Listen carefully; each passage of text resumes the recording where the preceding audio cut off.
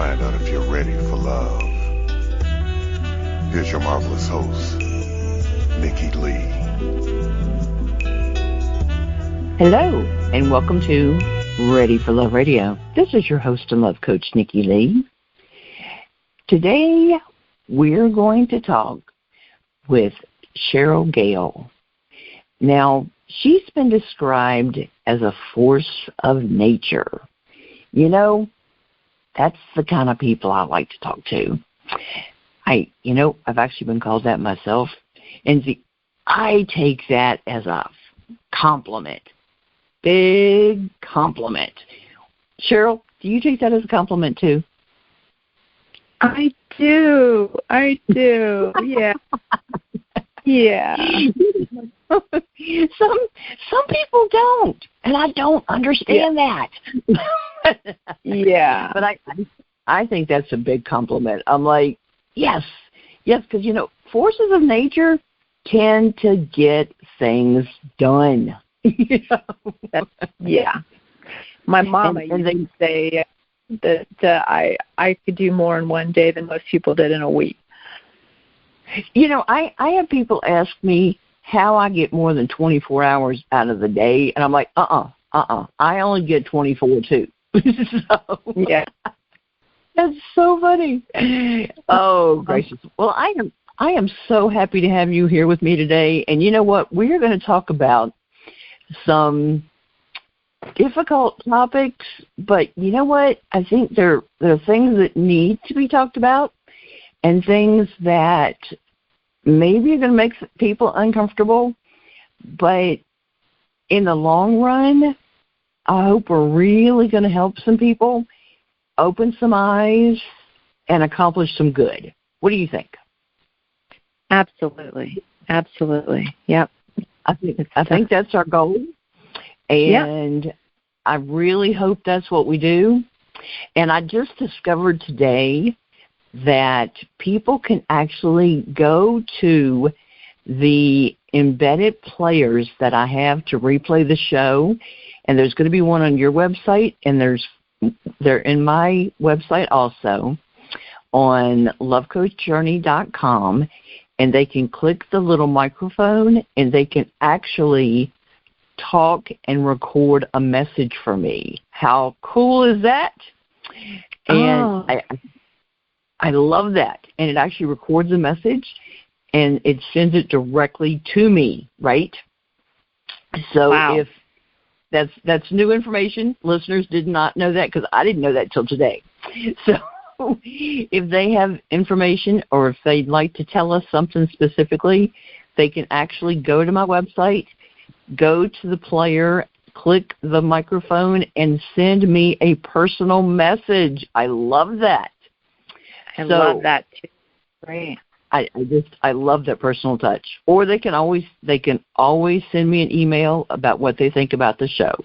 So both of those are possible. My email is readyforloveradio@gmail.com. Now, let's tell them what we're going to talk about. Cheryle is the founder and executive director of Brave Voices. Now, let me tell you a little bit. She holds a vision where children are free from sexual harm. And you know what? I tell you, I could not agree with her more. Breaks my heart when I hear stories about children that are harmed in any way, but, especially when they're harmed sexually and by people they know or by strangers. She is committed to co-creating a world where communication replaces silence and awareness replaces discomfort and ignorance. She has studied and assisted nonviolent communication since 2011. She is months from becoming a CNVC trainer. I'm guessing that's Certified Nonviolent Communication Trainer? Yeah. All right. I got it. I was looking at that earlier going, I'm going to figure this out. And she has degrees in AA Early Childhood Education from Foothill College in Los Altos, California, and a BA in Child Development from San Jose State University. One of Cheryle's greatest accomplishments was cycling across the USA in 1994 with Break the Cycle, the national ride to stop childhood sexual abuse. And I love this quote, may our collective roar become so loud that the world cannot help but listen. I love it. So, Cheryle, welcome to Ready for Love Radio. I'm so glad to have you here. And thank you to James for introducing us. Yes, absolutely. Thank you. And I do just want to make it really clear that it's bravevoices.org for those who want to go and find more information, because there's a lot of Brave Voice information out on the Internet, but it's bravevoices.org, and we are a tax-deductible nonprofit. I clicked on .com, and you're not there. Yeah. Well, that costs $2,000. So if there's any donor that would love for us to also have the .com, we're looking for $2,000 to get that .com, which to me just sounds like way too much. Yeah.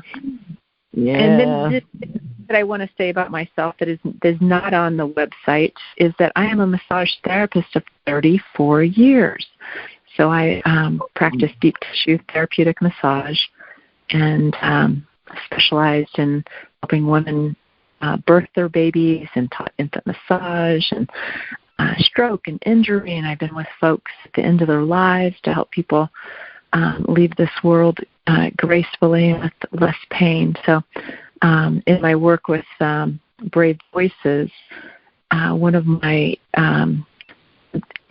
strong interests in researching and finding out is the physical challenges that those of us experience who have been harmed sexually. You know, we just can't separate our body from our minds, and things get lodged that are not processed. And so one of the interview questions that we ask those who are harmed that do an interview with us on Archive Storycorps is, what are the physical challenges that you believe are caused by the harm that you experienced as a child?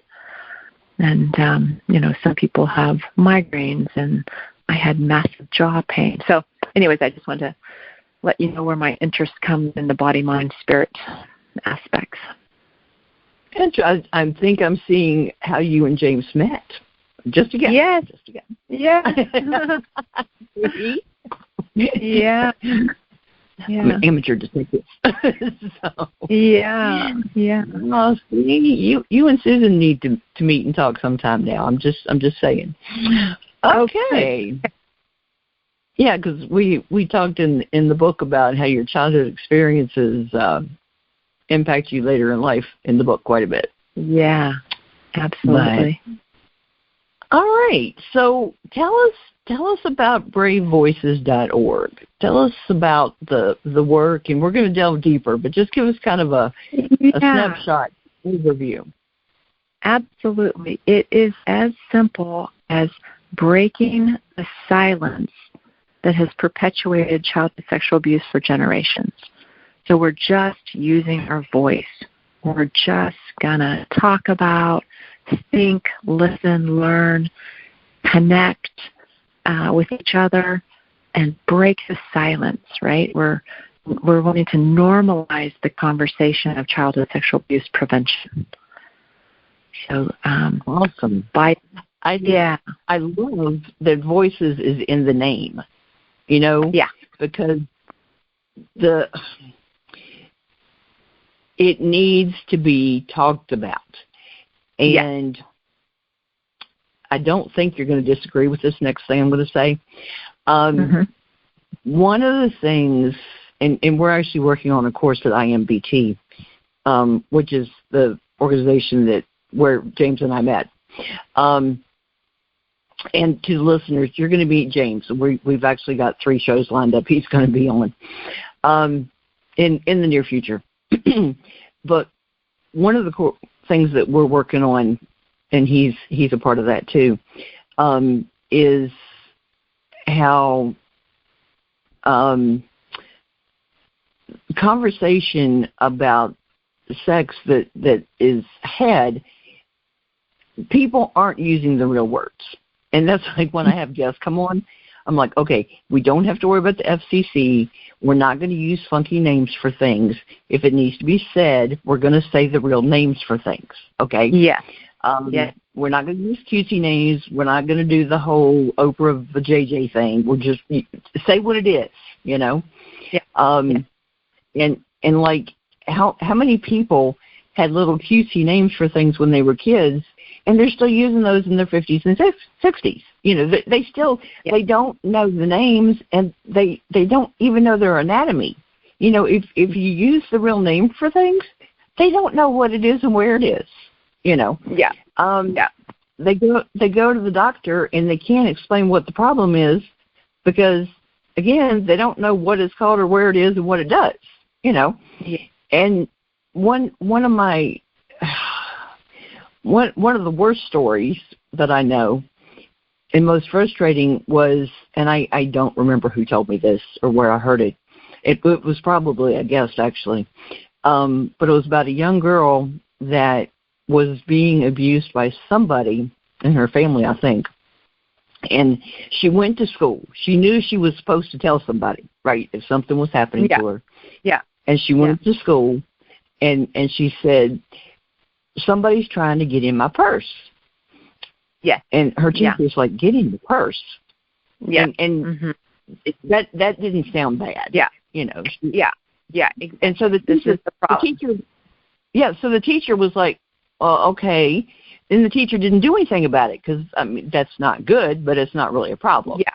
And she kept telling her, she says, but they're trying to get in my purse, you know. Right. And the teacher just kept ignoring her because that's not a problem, you know. Getting in your purse isn't a problem, you know. And turns out the person was abusing her is what she was trying to tell her teacher. Yeah. You know, her mother said, this is your purse, not what it really was, you know. Yeah. So, and there's so many different words like that. They use cookie and And so when somebody does try to share what's happening, it's not taken seriously because they don't know what they're talking about. Yeah. Well, yeah, and I've even heard that kind of thing be said, you know, that when a child goes in to testify, they have the same problem. Because a child uses the words they know, and then you've got the person who's abusing them just sitting there laughing because what the child is saying exactly what they know to say and saying their truth, but it's of no consequence legally because, you know, it means nothing, you know. Yeah. So it's not teaching children isn't helping anything, you know. Yeah, and there's so much wonderful on BraveVoices.org or tons of resources with great books, age-appropriate books for teaching the kids.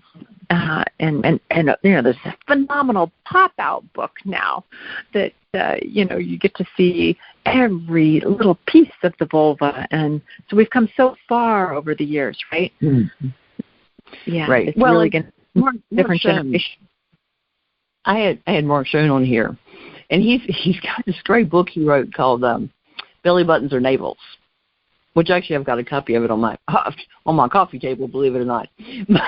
Where that's got great artwork and all this stuff, and it's got, you know, this little boy and little girl, and it's got all the parts, and they're all labeled, and they're all labeled right, you know. And it's a great little book, you know. Lovely. But you know, so many parents don't even want to talk to their kids about their bodies and sex when they're teenagers. They're not about to do it when they're little, you know. Right. But how do you have any thoughts that we can share? I have lots of thoughts, but none that I should share.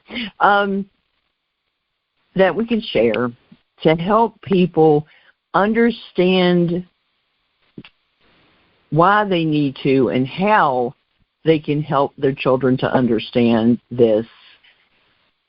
And they're really not helping their children by hiding all of this. You know, the ignorance is bliss doesn't work with this. It really doesn't. They need to know the truth about this stuff.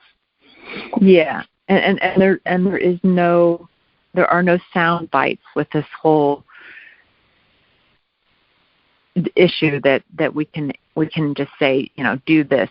It's complex and convoluted and every age are different answers. And this is a perfect place to put in, a great plug for sex positive families. They have fabulous resources for every age. So from birth to age 4, they have, you can just print them out, and it's teachable moments, right? Use accurate words versus the nicknames of the body parts that we were just talking about, and allow them to connect with their body without introducing shame and modeling.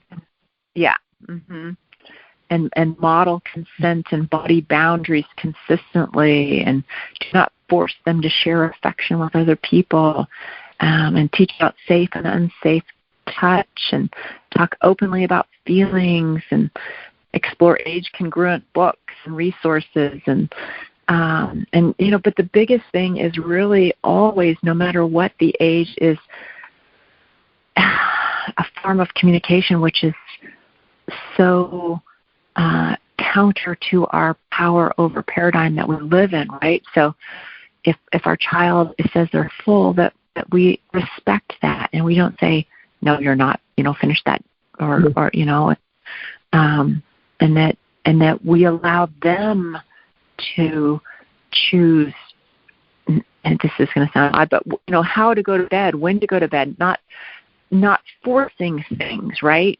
When we force our children over and over and over in all these small little ways, the expected appropriate behavior, they learn to cow down to authority, right? And so when somebody is going to approach them, they haven't learned that they have autonomy and that they have their own body safety rights, and they're going to respect. So we just always say, no matter what the age, your body is your body. Nobody touches it. Nobody asks you to touch theirs. And we obey and we respect our elders. But if there's anything about secrets, if there's anything inside their little guts, that they listen to that. And that's what we all come to this world with our big intuition and tact, but then we so often squelch that out of people. And so we really want to show that we listen to our own instincts and guttural knowing, right? We all know, there's some kind of gross little feeling inside me. And to have an open communication where the children are free to, Mom, it's just, so how do, that's the big picture, is how do we help parents in our, right now everybody's got such rushed lives and there's so much on everybody's plate. What? You want me to slow down? And I mean, it's like, how many minutes a day does an adult and child even have together? Well, and the thing is, if they take the time to actually pay attention to the child, okay? Yeah. Then I'm not saying some children would take advantage of that kind of freedom, okay, and having that kind of say over things. But if you're paying attention to your child, okay, you're going to know if the kid is playing you. Okay, let's get serious. If they're always doing the opposite of what the child should be doing, then you need to kind of rein it in, okay? But, watch the child and what they're doing. And you can offer suggestions and that kind of thing. Don't just say, do whatever you want to and then turn your back. Watch what they're doing, offer suggestions, give them tips. You don't just, say, okay, do whatever and leave and don't interact with them. Yeah. This is not, don't be involved. Yeah. That's like, there's a thing, like there's a type of homeschooling called unschooling that actually can be really successful with the right people. You know, the right child, the right parent, you know, that kind of thing. You've got to know your child and know what's going to work with them and that kind of thing. But yeah. And back you're empowering them when you're teaching them and giving them the information they need and helping them to understand themselves, know themselves, and that kind of thing. And keeping the information from them and thinking that's going to make them safe, that doesn't work. No. Not having information does not make you safer. Yeah. We know that we as children make up stories in our heads. I remember finding in the garbage can, right? Because I was a curious kid, the youngest of 5, a bunch of stuff wrapped up in toilet paper. So, of course, I unwrapped those. And it was pads filled with blood. And I thought for sure somebody in my family was dying, right? And so, but if I had, a parent where I could, what is this, right? But there was no conversation about anything, right? I mean, my parents opened a door, stuck in some kind of a book, and shut it, and that was my sex ed, and so if we can answer the questions and be human beings, be parents, be caregivers, that there is no silly question. There is nothing that's off limits. We are going to be comfortable talking about anything. And so, of course, we have to educate ourselves to get comfortable, right? And that's where, just even knowing that, oh my gosh, it really is normal for a child from birth to age 4 to pleasure themselves, and that, yes, that's normal. And that, rubbing genitals against objects for self-soothing, a pillow, a carpet, all of that, this is a normal thing. This feels good, right? And there are other cultures where intentionally a parent caregiver might put a child's own hand on the little boy's penis so that he can soothe himself. And, just making that be normal, that this is we are animals, and this is normal sexual development, that our bodies feel good, and right, we want to teach them, obviously, that that's something that you can do in private, but yeah, my goodness, right, what are the greatest things in life to, our tongue to taste food and showers and sleep, our bodies are magnificent, and that let's celebrate that our nipples can feel good, and that it's only for ourselves to do with ourselves until we're a certain age and we can have consent and that kind of thing. But yeah, let's just have it be a part of life that it's okay to ask questions about menstruation and reproduction, and that this is. It's okay to, of course, the sun on our naked body feels phenomenal, right? And that's okay. And as parents to know that, my goodness, yes, that's all normal. But if I see something where, the child's playing with some toys or something, and you see them doing sex acts, like putting something in their mouth or butt, or there's so many things that are explicitly sexual that they would not know about if they hadn't been harmed, or if they're initiating or participating in some kind of adult-like sexual contact with others, or forces the other to engage in some sex play, or they're playing with their dolls and they're doing something that looks sexualized. Then, gosh, we do want to remain calm, obviously, and, pay attention and redirect it, because those are things they're warning signs and something to be concerned about, right?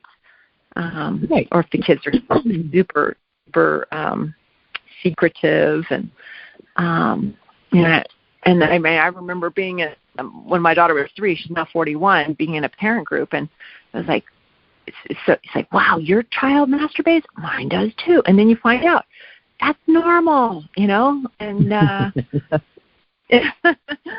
know, finding out what is normal and what is something to be concerned about. Yeah. Well, the thing is, if you open it, there was a thing when we were working on the book. I posted a question. I posted quite a few questions on my Facebook pages to get comments and feedback from Facebook friends. And one of the things was asking if people's parents had the talk with them, and most said no. And then a few days later, I asked if the friends that were parents had the talk with their kids. And after I had all of these people say, no, my parents didn't have the talk with me, and complaining about it, then they turned around and said, no, they didn't have the talk with their kids. I said, okay, now come on, y'all. You know. And, you know, I said, okay, you just complained about your parents, you know, so why aren't you doing it? Yeah. But then I had one woman say that she knew that her daughter had already, you know, knew most of the stuff, but she sat her down and she went over everything with her anyway, you know, make sure that she had the right information, and shockingly she did. But she wanted to do it herself so that her daughter knew if she had other questions, she knew she could come to her. And I was Definitely. Like, wait a minute.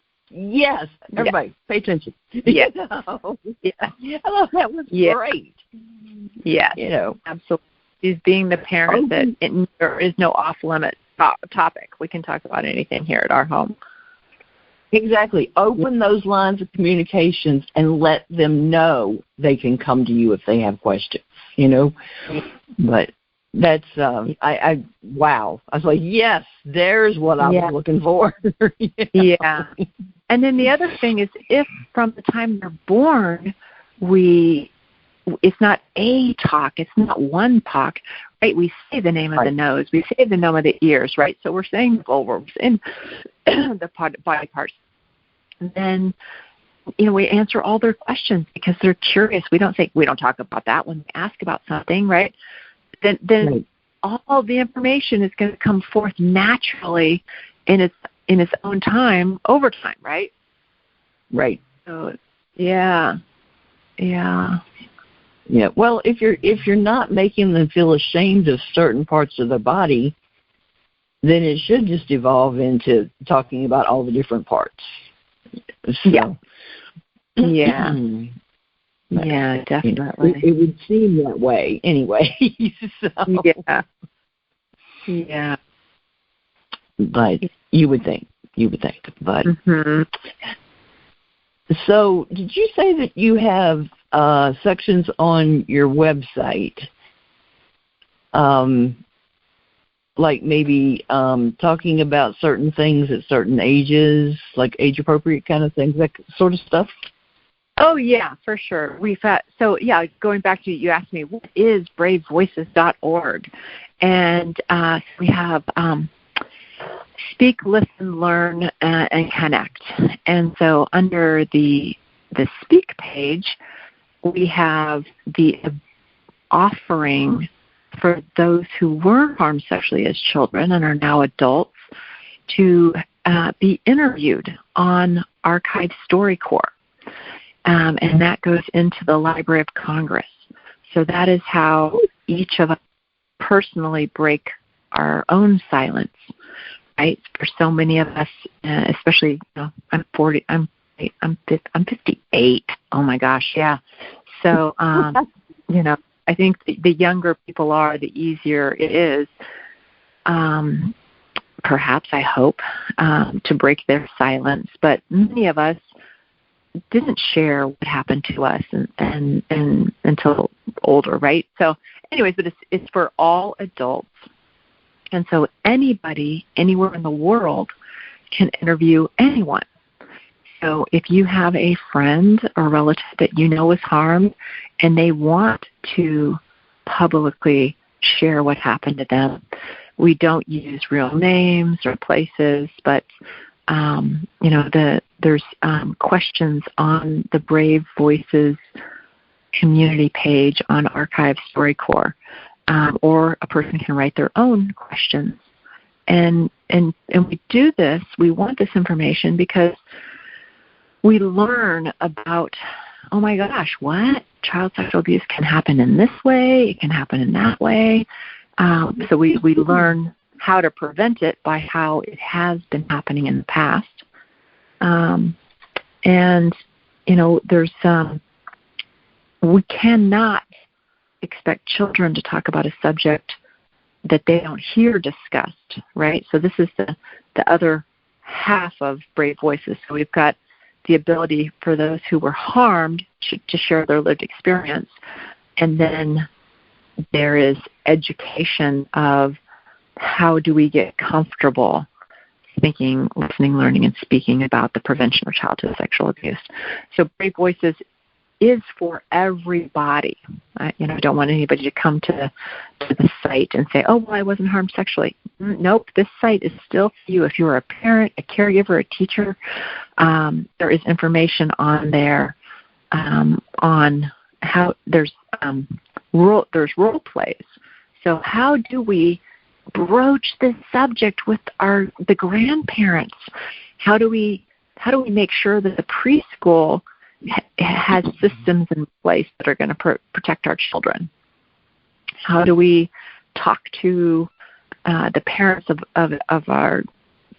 when our children's going to go have a play date with somebody? And so there's lots of role plays to show how natural and easy it can be. This is how we do things in our family, and we just want to check in and what happens is, if there is anybody out there who's going to harm a child, they are not going to harm this child because they know that this subject is being discussed openly, right?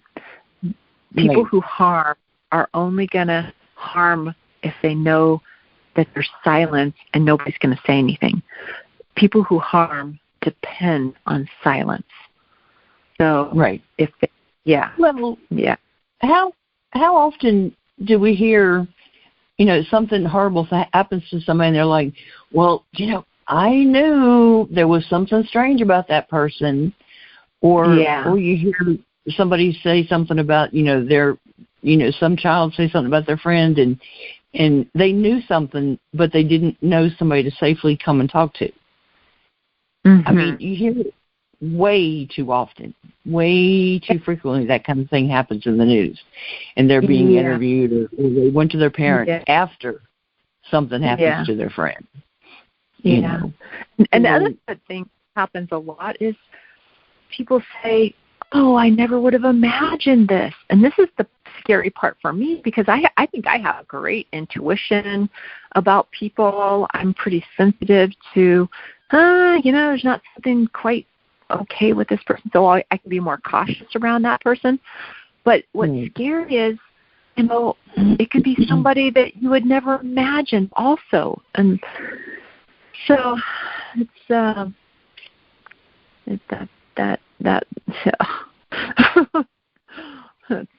part of the thing about people sharing their stories too, though. Because that gives you such a range of examples. Because it is often the person you never would have guessed. Yeah. Because there's been quite a few people that I've known for years that wouldn't have been people I would have guessed. There were issues I had with them, other issues, but that wouldn't have been what I would have thought they would have gotten into. But and with everything within Brave Voices is under the umbrella of nonviolent communication. And so, that's a complex and very, very simple, right? We have feelings, and our feelings guide us to know what we're longing for and what we care about, and they're called universal needs, right? And so every human being on earth we all have the same needs for security and safety and love and to be heard and to be known.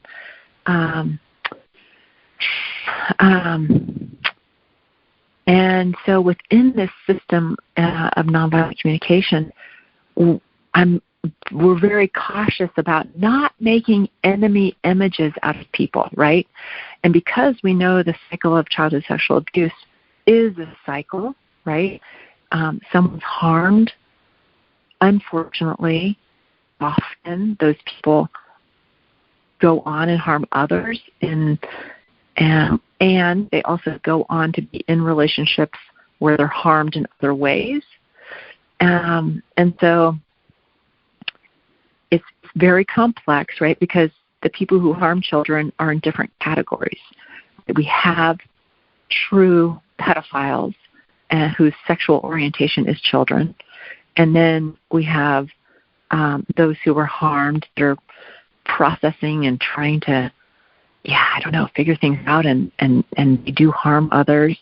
And then we've got people who, they just take advantage of the easy situation, right? They're not really a pedophile, but my gosh, the kid's here and I'm feeling kind of horny and blah blah blah, right? And then we also have 12-year-old boys who are the number one perpetrator of younger children. And so there's a whole discussion that needs to happen around educating our 12-year-old boys, right? Hey, you've got a penis. That is fantastic. It's a miracle thing. It's wonderful. Let's celebrate it. And, that you enjoy that yourself. And, when you get older and you have consent and that kind of thing, then, they're going to explore. But for right now, this is for you to share yourself, right? And I think if everybody knew 12-year-old boys, we know they're going through puberty, but that we need to talk to them about what is okay and what's not okay to use with their penises, right? So we don't want. Okay, now, what did you say there? Okay, tell me that about 12-year-old boys again. 90%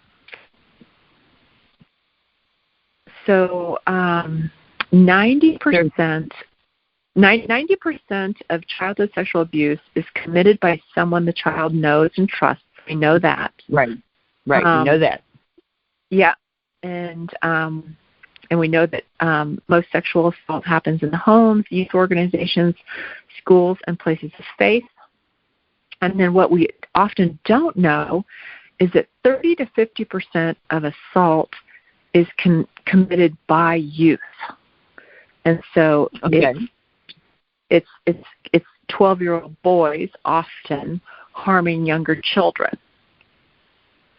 So, if we trust that a 12-year-old is going to be babysitting our children, or we just leave, kids playing alone, there are things that we want to put in place, safety measures that we don't leave them alone with the 12-year-old boy.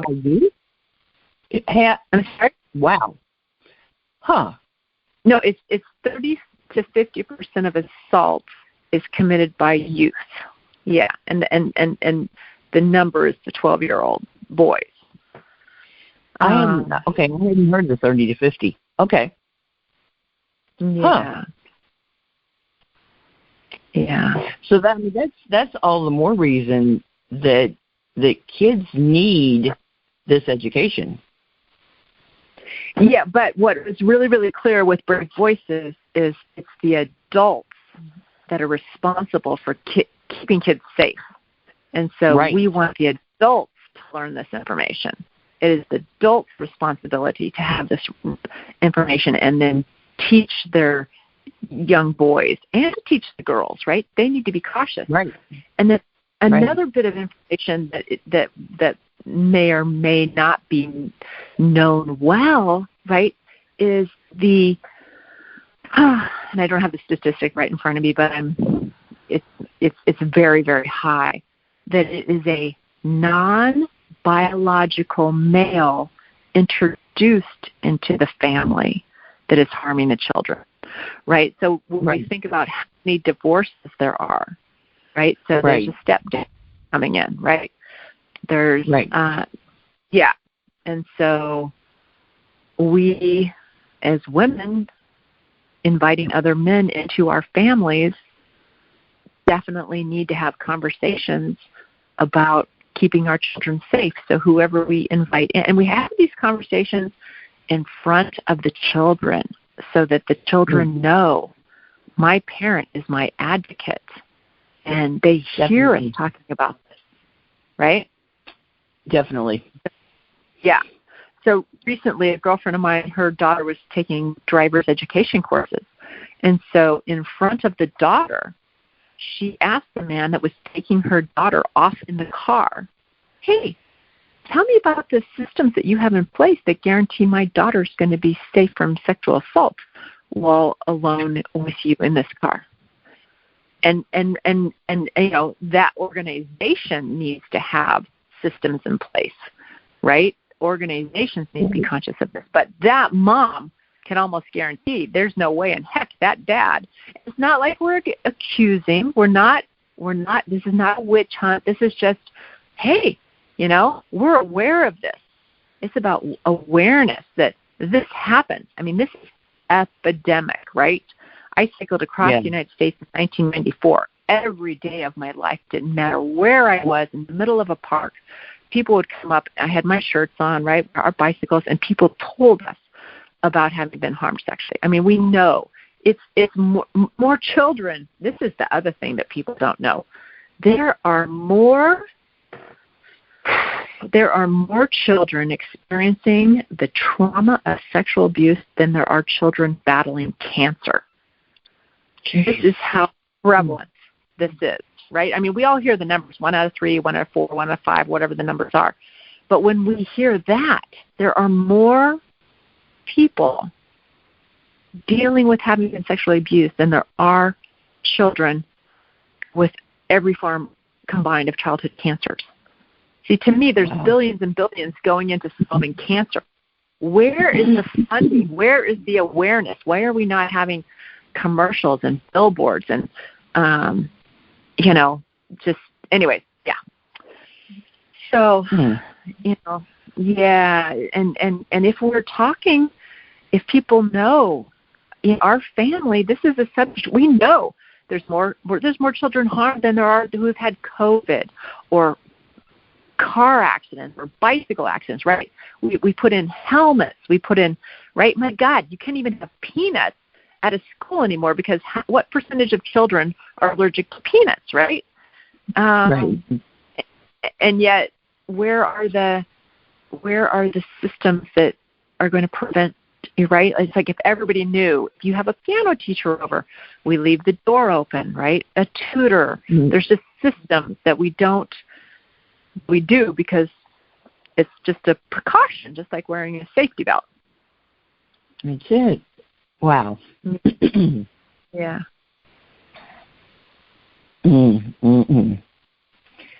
Yeah. Wow. And unfortunately, one of the things is we have to, this is the biggest reason for doing the interviews on Archive Storycorps, is so that there is a bulk of evidence of the atrocity, right? Proving how big of a problem this is. Because when we hear those numbers, 1 out of 3, 1 out of 5, these are reported cases. But not one of the brave voices that I've interviewed yet have reported it, right? So they're not even a part of the numbers. Are the real numbers of... Yeah. Well, that's the thing. The reported cases is never anywhere close to the real number. So yeah. And then we know, gosh, when it's reported, you know, very often, it just, there isn't a good system for protecting the person who was harmed, and But anyways, I think I got off on a tangent, but I just really wanted to say that because of the nonviolent communication, we try super, super hard to not put anybody in a position of looking at them as an enemy, because Right. we want, if we can remain calm and we can get curious, right? And if we can, wow, okay, so in this world, there's people who their proclivity is attraction to children. So if we know this, what can we do about this? How can they be in the world in a safe way where they don't use children? But we have to be aware of all the factors that come into play on how children are harmed, who's harming them. And then let's brainstorm. Let's figure out some solutions to how do those people get their needs met for sexual gratification other than power over a child and harming a child. Well, and what kind of situations are people consistently or normally doing that are possibly unknowingly putting children in harm that can be changed? Exactly. What can we do differently to fix the problem? Yeah, exactly.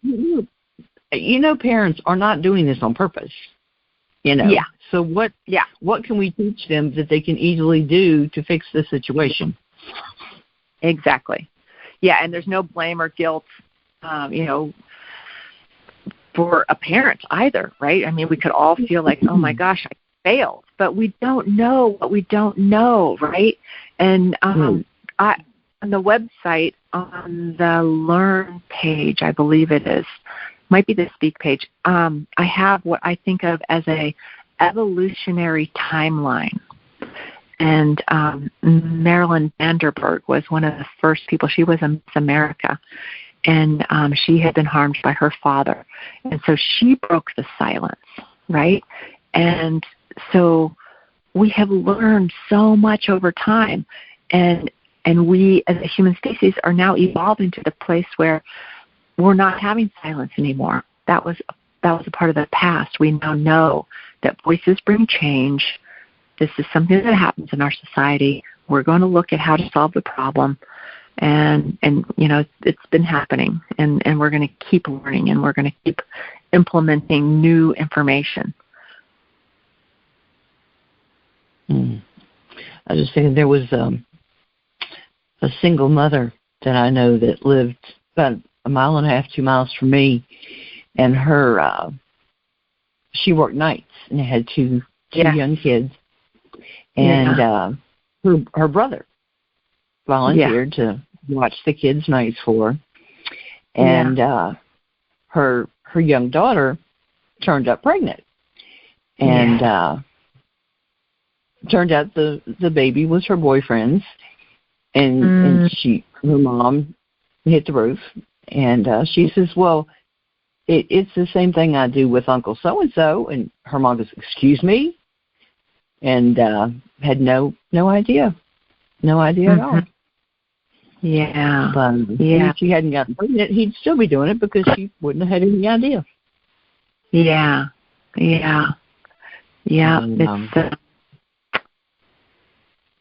It's so complex. It's and the children need attention. They need time. They need and it's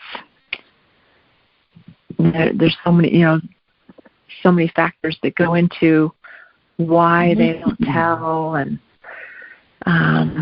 we just cannot expect a child to be the one who's going to come forth and say something that's happened to them, right? We know how hard it is for anybody to tell anybody something that's going to be harmful and painful and upsetting, right?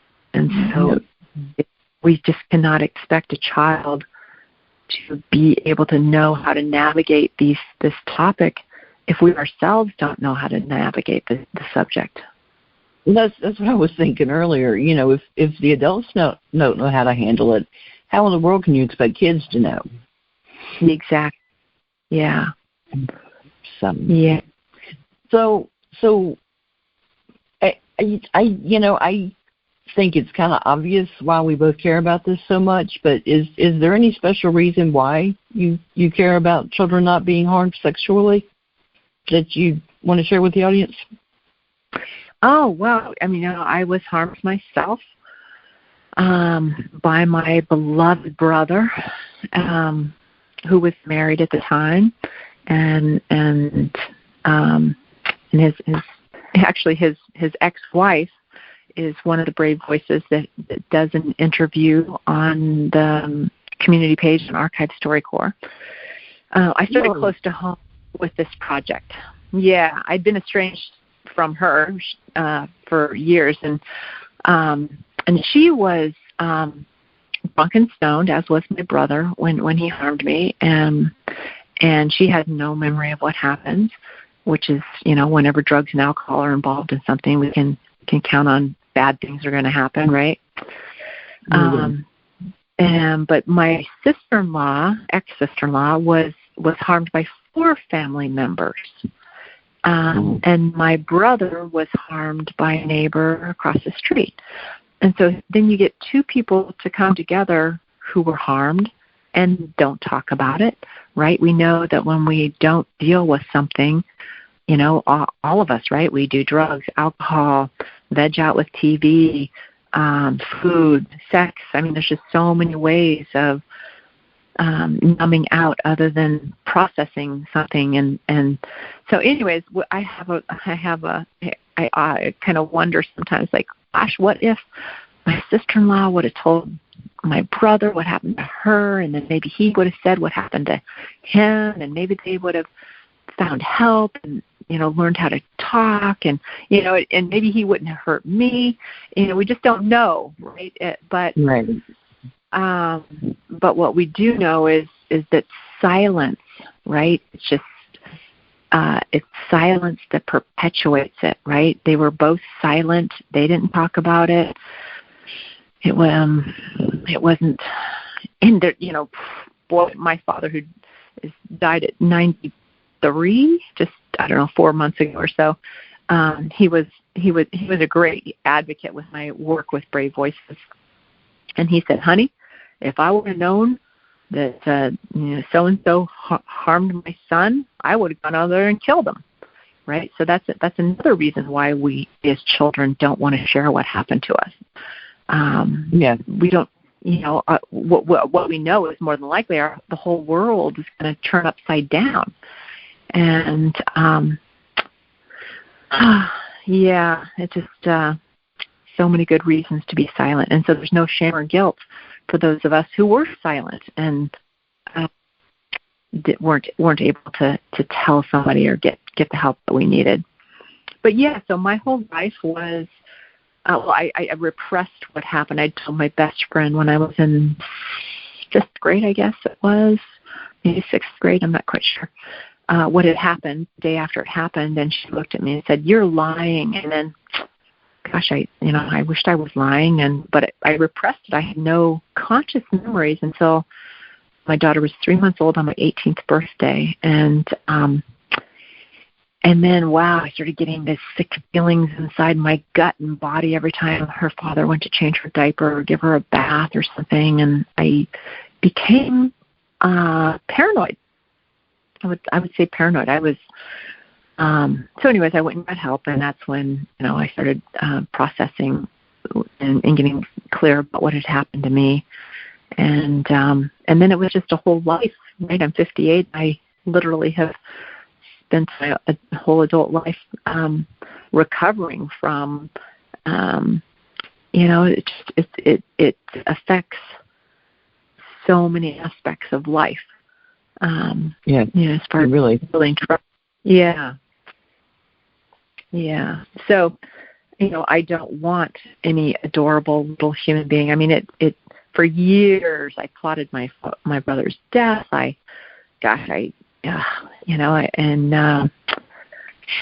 then I, finally, thank goodness for Fred Luskin and his book Forgive for Good and Forgive for Love. His research on forgiveness at Stanford, took his class twice to get to really grok it and understand it. And just lots and lots of work. I was able to, just understand, more about how the cycles happen. But yeah, I just don't want children to have to suffer the consequences of being harmed. It's takes humans right off of the whatever the life path was going to be into the whole can of worms to have to deal with after that. And I just would love to see little children have a easier way in life. Understand that completely. Mm-hmm. Those sort of ideas are what motivated this radio show. So I completely get that. Mm. I'd like people to not have to be unhappy with themselves and have to deal with issues for nearly as long as I did, if at all. So I understand. Yeah. Yeah. And, for me, coming back to the, we use the word nonviolent communication out of respect for Marshall Rosenberg, who created this work. But when people hear the word nonviolent, they think, well, I don't need that. I'm not violent. But, for example, I grew up in a home where I observed and learned rage, because that's what my father did. He raged. My mother stuffed. She kept it all inside. And many of us learn communication styles that are that don't support our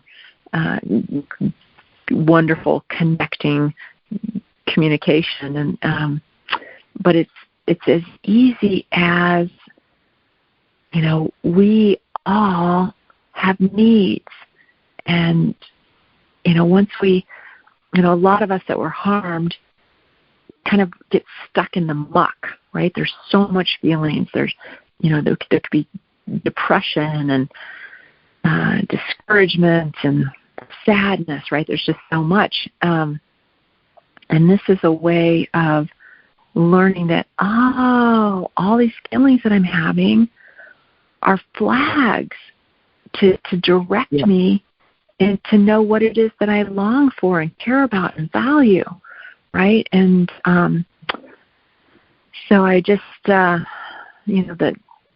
I really encourage all of us that didn't necessarily learn how to get clear about requesting what it is that we're longing for, right? Or how to talk about it. And some of us don't even know. We know how to care for other people's needs and to be aware of, but what do I long for? What do I need? So, so back to your question about, why do I do this? I long for a world where children are, safe. And this is my small part of, okay, if we can just learn, if we can find a way to talk about sex in general, because that's a topic that just in itself is difficult for a lot of people. And then how do we keep kids safe from sexual harm? Sounds good. Yeah. Let's let them be children and keep them safe. Yeah. Works for me. Yeah. Well, we are out of time. So I'm so glad you're with me today. And I am hoping that people learn some good information, and I really, really, really hope they go to your website and take a look around and learn lots more. Yeah, absolutely. So her website, .org. Yeah. .org, not .com. That won't get you there. Yep. I tried it. Yeah. So, .org. Yeah. And we want to replay the show at www.lovecoachjourney.com/brave-voices. We're going to make sure you remember that, brave voices. So don't keep silent. We need voices. All right. Well, thanks again for being here. And you're welcome back anytime. Okay. Thank you so much. How lovely to get to be able to share, connect with you. Awesome. And listeners, be with you next time on Ready for Love Radio.